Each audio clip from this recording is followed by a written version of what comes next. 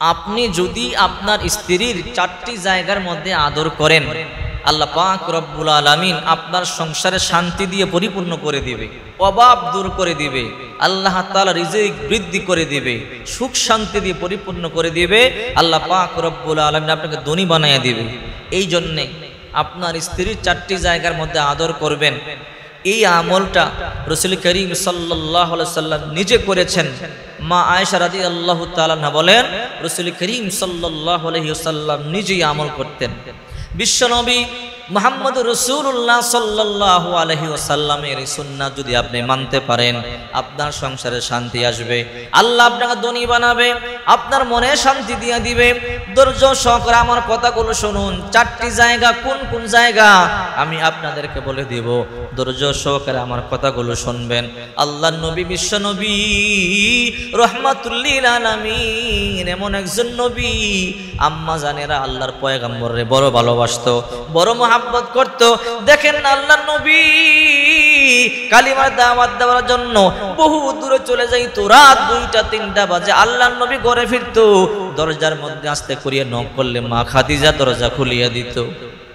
আল্লাহর পয়গম্বর বলতো, কিরে খাদিজা, রাত 2টা 3টা 4টা বাজে কালিমার দাওয়াত দিয়া আস্তে করিয়া দরজার মধ্যে নক করি, তুমি দরজা খুলে দাও।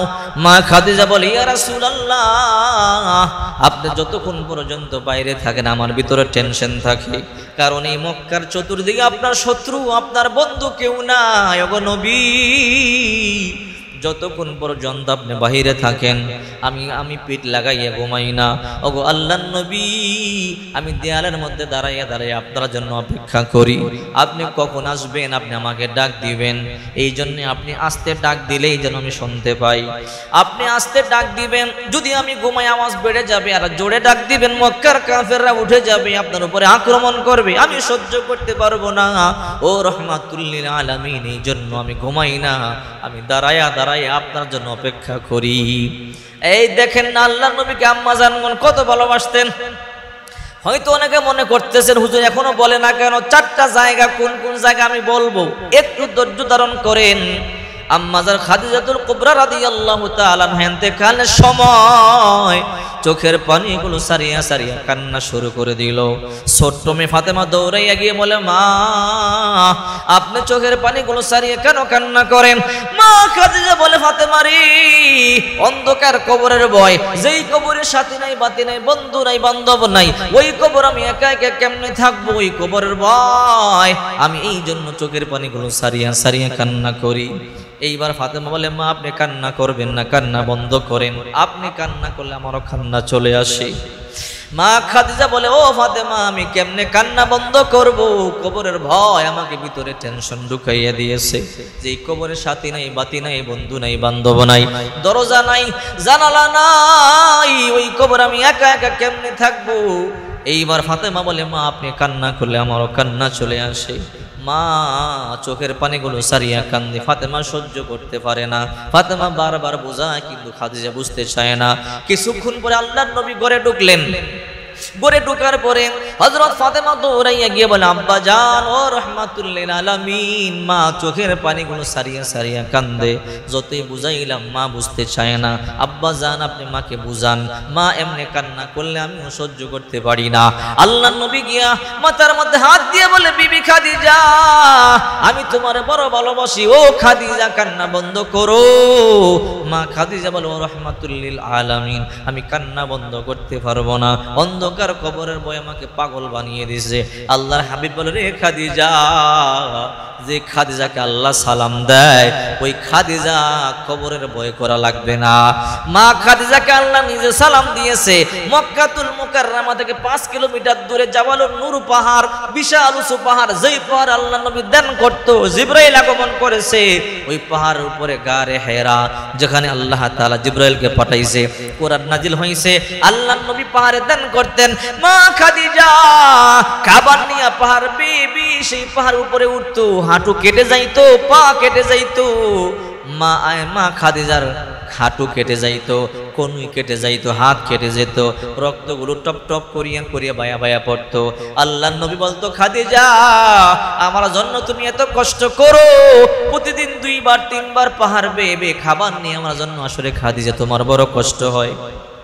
মা খাদিজা বলতো, রাহমাতুল লিল আলামিন, আমি জানি দুনিয়ার মধ্যে আপনার আপনজন বলতে কেউ নাই, আপনার মা নাই, আপনার বাবা নাই, আপনার দাদা নাই, দাদি নাই।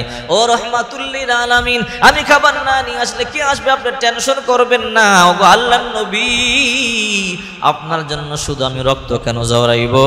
আল্লাহর হাবিব, আমি আপনার জন্য আমার কলিজা পর্যন্ত বুনা করে দিতে পারি। একদিন মা খাদিজা পারবে খাবার নিয়ে উপরে উঠতেছে, ওটা করে জিবরাইল এসে বলে, ও রাহমাতুল লিল আলামিন, ওই যে আপনার বিবি পারবে খাবার নিয়ে আসতেছে। বলে জিবরাইল? বলে হ্যাঁ। বলে খাদিজার জন্য একটা সুসংবাদ আছে। বলে কি সুসংবাদ? জিবরাইল বলে, ও রাহমাতুল লিল আলামিন, আজকে খাদিজা আসলে সুসংবাদটা দিয়ে দিবেন। বলে কি সুসংবাদ? বরং আল্লাহ তাআলা নিজে আজকে খাদিজারে সালাম দিয়েছে। মা খাদিজা খাবার নিয়ে পারবে উপরে যাওয়ার পরে আল্লাহ নবী রাহমাতুল লিল আলামিন বলে, খাদিজারে তোমার জন্য একটা সুসংবাদ আছে। বলে কি সুসংবাদ? আল্লাহ তাআলা নিজে তোমাকে সালাম দিয়েছে। মা খাদিজা চোখের পানিগুলো সারিয়া কান্না শুরু করে দিয়ে বলে, ও রাহমাতুল লিল আলামিন, আল্লাহর সালামের জবাব কেমনে দেওয়া লাগে আমি জানি না। নবী গো, আমার পক্ষ থেকে সালামের জবাব আপনি দিয়ে দিবেন। আল্লাহর হাবিব বলে, ও খাদিজা তুমি টেনশন করো না, আমি জবাব দিয়ে দিব। মা খাদিজা মৃত্যুর ভয়ে কাঁদি। আল্লাহর হাবিব বলে, ও খাদিজা কান্না বন্ধ করো, টেনশন করবা না। ও রহমতের নবী কবরের ভয়। আল্লাহর নবী বলে, ও খাদিজা কান্না বন্ধ করো, তুমি কান্না করলে আমারও কান্না চলে আসে। মা খাদিজা কান্না বন্ধ করে না। আল্লাহর পয়গম্বর বলে, খাদিজা কান্না বন্ধ করো। মা খাদিজা বলে, ও রাহমাতুল লিল আলামিন, আমার 4টা আশা আপনি পূরণ করবেন কিনা বলেন। যদি আমার 4টা আশা পূরণ করেন আমি কান্না বন্ধ করব। আল্লাহর পয়গম্বর বললেন, বলো তোমার 4টা কি আশা? 1 নম্বর আশা, ও রহমতের নবী, আমি যখন মারা যাব আপনারা জুব্বা দিয়ে আমার কাফনের কাপড় পরাবেন। আল্লাহর পয়গম্বর বলল, যাও, তোমার 1 নম্বর আশা পূর্ণ হবে। 2 নম্বর আশা কি বলো? আপনি নিজে জানাজার নামাজের ইমামতি করবেন। হ্যাঁ ঠিক আছে, বলো। তোমার 3 নম্বর আশা কি বলো? ও রাহমাতুল লিল আলামিন, আপনার নিজে আমার লাশটা আপনার নিজের হাতে কবরের মধ্যে রাখবেন। আল্লাহর পয়গম্বর বলে, যাও, তোমার 3 নম্বর আশাটা পূরণ করব। 4 নম্বর আশা কি বলো? ও রাহমাতুল লিল আলামিন, 4 নম্বর আশা হলো, মানুষের নিয়ম হলো মুর্দার ব্যক্তিকে যখন দাফন করা হয় তারপরে সবাই চলে আসে। আল্লাহর নবী গো, আমাকে দাফন করবার পরে সবাই যখন চলে যাবে, আপনার জবান থেকে শুনেছি মুর্দার ব্যক্তিকে দাফন করবার পরে 40 কদম দূরে চলে গেলেই কবরের মধ্যে 2 জন ফেরেশতা ঢুকে 2কে সালাম দেয়। 2কেই বলে, মার রব্বুকা ওয়া দীনুকা মান নাবিয়ুকা, তোমার রবকে, তোমার দিনকে, তোমার নবীকে। ও রহমতের নবী, যদি আমি জবাব দিতে না পারি আমারে বড় কষ্ট দিবে। আপনি আমাকে ওয়াদা দেন, যতক্ষণ পর্যন্ত মুনকার নাকির আমার কবরের মধ্যে প্রবেশ না করবে ততক্ষণ পর্যন্ত আপনি যাবেন না। আমার পক্ষ থেকে জবাবগুলো আপনি নিজে দিয়ে দিবেন। আল্লাহর পয়গম্বর বলে, ও খাদিজা, যাও যাও, সবাই চলে যাওয়ার পরও আমি যাব না, আমি তোমার পক্ষ থেকে জবাবগুলো দিয়ে দিব। সবাই মনে মনে ভাবতেছেন, হুজুর 4টা কোন কোন জায়গায় আদর করলে কল্যাণ হবে, রিজিক বাড়বে, এখনো কেন বলে না? হ্যাঁ আমি বলবো, এই শেষ করে দিচ্ছি, শুনেন। আল্লাহর নবী বিবিদেরকে কত ভালোবাসতো, আর আম্মা জানগণ আল্লাহর পয়গম্বরে কত ভালোবাসতো বোঝাতে চাইতেছিলাম। মা খাদিজা ইন্তেকাল হয়ে যাওয়ার পরে আল্লাহর নবী নিজে তার জুব্বা দিয়ে কাফনে কাপড় পরাইয়া দিলেন। রাহমাতুল লিল আলামিন জানাজার নামাজের ইমামতি করলেন। আল্লাহর নবী লাশটা কোলে করে নিয়ে কবরে নামছে। আল্লাহকে বলে, ও রব্বুল আলামিন, আমার প্রাণের বিবি খাদিজা আমি বড় মুহাব্বত করতাম, বড় ভালোবাসতাম। ও মালিক, আমার রহমতের কোল থেকে তোমার রহমতের কোলে হস্তান্তর করতেছি, তুমি কিন্তু কষ্ট দিও না। কত সুন্দর করে আল্লাহর পয়গম্বর দোয়া করলেন। দাফন কাফন হয়ে গেল, সবাই চলে গেল। আল্লাহর নবী রাহমাতুল লিল আলামিন যায় না। আবু বকর বলে, ও নবী আপনি কেন যান না? বলে, তুমিও চলে যাও। আবু বকর, আমি যাব না। কেন যাবেন না? রে আবু বকর, আমি ওয়াদা দিয়েছি যতক্ষণ পর্যন্ত মুনকার নাকির কবরে না ঢুকবে আমি যাব না। মুনকার নাকির ঢুকবার পরে আমি খাদিজার জবাবগুলো দিয়ে দিব। কিছুক্ষণ পরে সবাই চলে গেল, এখনো পর্যন্ত মুনকার নাকির ঢোকে না। আল্লাহ নবীর চেহারা লাল হয়ে গেল, সূর্য ডুবিয়া গেল, কিরে এখনো পর্যন্ত মুনকার নাকির কেন ঢুকতেছে না, কারণটা কি? আল্লাহ নবীর চোখের পানি সারিয়া কান্দে। আল্লাহ তাআলা জিবরাইল পাঠাইয়া দিছে। জিবরাইল এসে বলে, আসসালাতু ওয়াসসালামু আলাইকা ইয়া রাসূলুল্লাহ, আসসালাতু ওয়াসসালামু আলাইকা ইয়া হাবিবাল্লাহ। ও রহমতের নবী, এখনো পর্যন্ত কেন দাঁড়াইয়া আছেন? রে জিবরাইল, ফেরেশতা কেন প্রবেশ করে না? মুনকার নাকির কই? আমি খাদিজাকে জবাব দিয়েছিলাম, যদি মুনকার নাকির ঢুকে খাদিজার পক্ষ থেকে জবাবগুলো দিয়ে দিব, খাদিজাকে ওয়াদা দিয়েছি। জিবরাইল বলে, ও রহমতের নবী, আপনি কি মনে করেছেন আপনি কবরের পাশে দাঁড়াইয়া থাকবেন, জিবরাইল আসবার সাহস পাবে নাকি? কখনোই নয়। আল্লাহ তাআলা বলেছে আপনি চলে যান, খাদিজার জবাব দেওয়া লাগবে না। আল্লাহ তাআলা নিজে জবাবগুলো রেডি করে রাখছে। চিন্তা করে দেখেন মা খাদিজাকে আল্লাহ তাআলা কেমন ভালোবাসতো, আর আম্মা জানগুলো আল্লাহর পয়গম্বররে অনেক ভালোবাসছে। বলছিলাম 4টা জায়গার মধ্যে আদর করবেন, মনে আছে? 4 জায়গা। মা আয়েশা রাদিয়াল্লাহু তাআলা আনহা বলেন, ও দুনিয়াবাসী, আমাদের ঘরে টাকা কম থাকতে পারে, অর্থ কম থাকতে পারে, ভালোবাসা কমতি নাই। ভালো করে মনে রাখবেন 4টা জায়গা। কোন কোন জায়গা? আল্লাহর নবী রাহমাতুল লিল আলামিন মা আয়েশা বলেন, যখন আমার নবী ঘরের মধ্যে ঢুকতো 1 নম্বরে সালাম দিতেন। ভালো করে মনে রাখবেন, ঘরে ঢুকে বিবির সালাম দিবেন, 2 নম্বরে মুসাফা করবেন। মা আয়েশা বলেন, ও দুনিয়াবাসী, 3 নম্বরে আমার নবী আমার কপালের মধ্যে একটা চুমা দিয়া দিত, আমার ঠোঁটের মধ্যে চুমা দিয়া দিত, 4 নম্বরে বুকের মধ্যে জড়াইয়ে কিছুক্ষণ দরিয়া রাখতো। এই আমলটা করবেন। কপালে চুমা দিবেন, ঠোঁটে চুমা দিবেন, চোখে চুমা দিবেন, মুসাফা করবেন, বুকে জড়াবেন। নবী করে দুইকে বলতো, আয়েশা রান্না বান্না হয়েছে কিনা বলো। মা আয়েশা বলতো, রাহমাতুল লিল আলামিন এখনো পর্যন্ত রান্না বান্না হয় নাই, এখনো পর্যন্ত রান্না বান্না হয় নাই। আল্লাহ নবী রাগ করতেন না, রান্না করে চলে যাইতেন। আল্লাহ নবী নিজে রান্নার কাছে সাহায্য করতেন। রান্না বান্না হওয়ার পরে আল্লাহর পয়গম্বর একা খেতেন না, বিবিদেরকে নিয়ে খাবার খেতেন। আল্লাহ নবী মা আয়েশা বলে, আমি গ্লাসের যে জায়গা দিয়ে পানি পান করতাম, ঠোঁটের দাগ দেখিয়ে আমার নবী ওই জায়গা দিয়ে পানি পান করত। আম্মা জান আয়েশা বলেন, আবার আমি যে জায়গা দিয়ে হাড্ডি চাবাইতাম, আমার নবী ওই জায়গা দিয়ে হাড্ডি চাবাইতো। আবার মা আয়েশা বলেন, আমার নবী গ্লাসের যে জায়গা দিয়ে পানি পান করত, আমিও গ্লাসের দাগ দেখি ওই জায়গা দিয়েই পানি পান করতাম। আবার আমার নবী যেই জায়গা দিয়ে হাড্ডি চাবাইতো, আমি ওই জায়গা দিয়ে হাড্ডি চাবাইতাম। কত মুহাব্বত, কত ভালোবাসা। আবার আল্লাহর নবী যখন ঘর থেকে বের হবেন, মা আয়েশার সাথে মুসাফা করতেন, সালাম দিতেন, কপালে চুমা দিতেন, ঠোঁটে চুমা দিতেন, চোখে চুমা দিতেন, বুকে জড়াইতেন। এই আদরগুলো মনে রাখবেন। যদি আপনি এগুলো করতে পারেন, আপনার ঘরে আল্লাহ শান্তির বন্যা বইয়া দিবে। আল্লাহর কসম, হে যুবক ভাই, তোমার বিবি তোমারে ভালোবাসে না। ও চাচা, তোমার বিবি তোমারে ভালোবাসে না। তুমি তো সুন্নাতের আমল করতে পারো না। যদি তুমি আজকে সুন্নাতের আমল করো, ঘরে ঢুকা যদি ঘরে ঢুকে সালাম দাও, মুসাফা করে বুকে জড়াও, কপালে চুমা দাও, চোখে চুমা দাও, ঠোঁটে চুমা দাও, বুকে জড়াইয়া কিছুক্ষণ দরিয়া রাখো, কতকাল তোমার বিবি যত ভালোবাসি, আজকে তার থেকে 1000 গুণ বেশি ভালোবাসবে।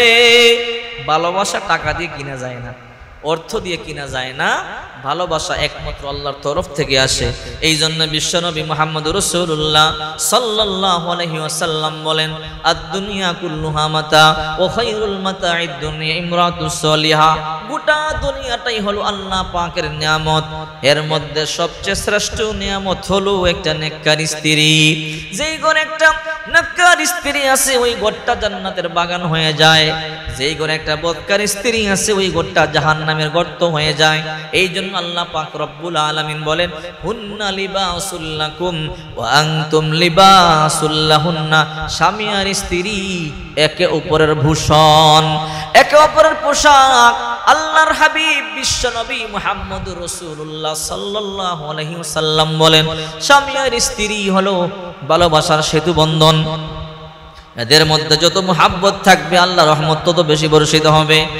রাসূল পাক সাল্লাল্লাহু আলাইহি ওয়াসাল্লাম বলেন, রাত্রে বেলা যখন স্বামী আর স্ত্রী ঘুমায়, যদি কোনো স্ত্রী তাহাজ্জুদ পড়বার জন্য উঠে, স্বামী উঠে না, স্বামীকে ডাকে, স্বামী উঠে না, একটু পানি ছিটা দেয়। এই দৃশ্য দেখি আমার আল্লাহ পাক রব্বুল আলামিন হাসে। আবার কোন স্বামী তাহাজ্জুদ পড়বার জন্য উঠলে স্ত্রী উঠে না, স্বামী একটু পানি ছিটা দেয়। এই দৃশ্য দেখি আমার আল্লাহ তাআলা হাসতে থাকে। আল্লাহর হাবিব মুহাম্মদুর রাসূলুল্লাহ সাল্লাল্লাহু আলাইহি ওয়াসাল্লাম বলেন, স্বামী আর স্ত্রী কথা বললেন সওয়াব হয়, স্বামী আর স্ত্রী আনন্দ করলেন সওয়াব হয়। যদি কোনো বিবি স্বামীর মুখের মধ্যে লোকমা তুলে দেয় সওয়াব হয়, কোন স্বামী যদি বিবির মুখের মধ্যে লোকমা তুলে দেয় সওয়াব হয়। স্বামীর স্ত্রীর কথা বলা সওয়াব, তাকাইয়া তাকা সওয়াব। আল্লাহর হাবিব রাহমাতুল লিল আলামিন এবং মা আয়েশা একদিন গভীর রাত তাহাজ্জুদের নামাজ পড়বার জন্য ঘুম থেকে জাগলেন। সবাই ঘুমায় আছে। আল্লাহর পয়গম্বর বলে, আয়েশা রে, মদিনাবাসী সবাই ঘুমায়, চলো একটু দৌড়াদৌড়ি করি। মা আয়েশা বলে, তাই নাকি? বলে, হ্যাঁ রে আয়েশা, চলো একটা দৌড় দিয়া ওই যে মসজিদের নববীর ওই খুঁটিটা ধরবো, দেখে কি আগে ধরতে পারে। দৌড় দিলেন, দৌড়াইয়া বিশ্বনবী রাহমাতুল লিল আলামিন আগে খুঁটি ধরে ফেললেন। মাঝে মাঝে বিবিরে নিয়ে আনন্দ করবেন, ফুর্তি করবেন। এই জন্য বিশ্বনবী মুহাম্মদ সাল্লাল্লাহু আলাইহি ওয়াসাল্লাম দৌড় দিলেন। মা আয়েশা খুঁটি ধরতে পারলেন না, আল্লাহর হাবিব খুঁটি ধরে ফেললেন। আল্লাহর হাবিব খুঁটি ধরবার পরে মা আয়েশার মন খারাপ। মা আয়েশা মন খারাপ করে আকাশের দিকে তাকাই আছে। আল্লাহর নবী রাহমাতুল লিল আলামিন বলে, আয়েশা রে, আকাশের দিকে কি দেখো? তারকা গনিয়ে শেষ করতে পারবা না। মা আয়েশা মনে মনে ভাবে, ও রাহমাতুল লিল আলামিন, দৌড়াইয়া জিততে পারলাম না, এখন জিতবো। মা আয়েশা বলে, ও নবী, আকাশের তারকা যেমনি গনিয়ে শেষ করতে পারা যাবে না, আপনার উম্মতের মধ্যে এমন কোন উম্মত আসেনি যার নেক গনিয়ে শেষ করা যাবে না। আয়েশার চিন্তা হলো, মনে মনে ভাবতেছে, আমার বাবা আবু বকর কথাই তো বলবে। আল্লাহর নবী রাহমাতুল লিল আলামিন কিছুক্ষণ পরে বলে, আয়েশা রে, হ্যাঁ, আমার উম্মতের মধ্যে এমন একটা আমার উম্মত আছে, আমার সাহাবীদের মধ্যে এমন একটা সাহাবী আছে, আকাশের তারকা গনে যেমন শেষ করা যাবে না, তার আমলও শেষ করা যাবে না। মা আয়েশা বলে, রাহমাতুল লিল আলামিন কে গো? আমাকে একটু বলেন। আল্লাহর হাবিব বলে, আয়েশা রে, আমার সাহাবীদের মধ্যে এমন একজন সাহাবী আছে যার আমল নামা করে শেষ করা যাবে না। আয়েশা বলে, তার নামটা বলেন। বলে, তার নাম হলো ওমর। এই কথা শুনবার পরে মা আয়েশার মনটা আরো খারাপ হয়ে গেল। আমার বাবার নাম তো বললো না, মনে মনে চিন্তা, আমার বাবার নামটা বললো না। মা আয়েশার মন আরো খারাপ হয়ে গেল, চেহারা আরো লাল হয়ে গেছে। আল্লাহর পয়গম্বর বলে, আয়েশা রে, বুঝতে পারলাম তোমার সতীনের বাবার নাম শোনার পরে মন খারাপ হয়ে গেছে, ওমরের নাম শুনবার পরে মন খারাপ হয়ে গেছে। রে আয়েশা রে, শোনো, তোমার বাবার নাম কেন বললাম না, এই জন্য তোমার মন খারাপ হয়ে গেছে। আয়েশা রে, শোনো, তোমার বাবা আবু বকর আমার বন্ধু, আবু বকরের গোটা জিন্দেগির আমল লাগবে না। আবু বকর ওই যে মক্কা থেকে হিজরত করে মদিনায় আমার সাথে গেছিল। আবু বকর গায়ের সুরের মধ্যে 3টা রাত আমার সাথে ছিল, আমাকে পাহারাদারি করেছিল। আয়েশা রে, আবু বকরের গোটা জিন্দেগির আমল লাগবে না।